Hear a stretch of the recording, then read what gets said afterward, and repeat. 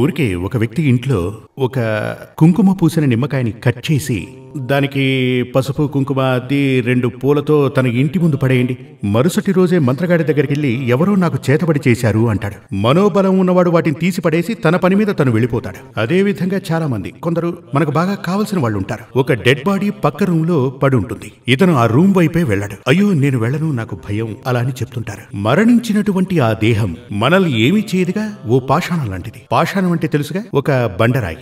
అది అసలు మనల్ని ఏమీ చెయ్యదు. ఆత్మ అనేది ఒకటి ఉంది, కానీ అది మనల్ని స్పృశించలేదు. ఆత్మ అని చెప్పబడేది ఎలాంటిది అంటే పొగలాంటిది. ఇప్పుడు మీరు చూసుంటారు, ఊటీ కొడైకెనాల్ లాంటి ప్రదేశాలలో అక్కడ పొగమంచు ఉంటుంది. అది మన కంటికి కనబడుతుంది, కానీ చేత్తో పట్టుకోగలమా?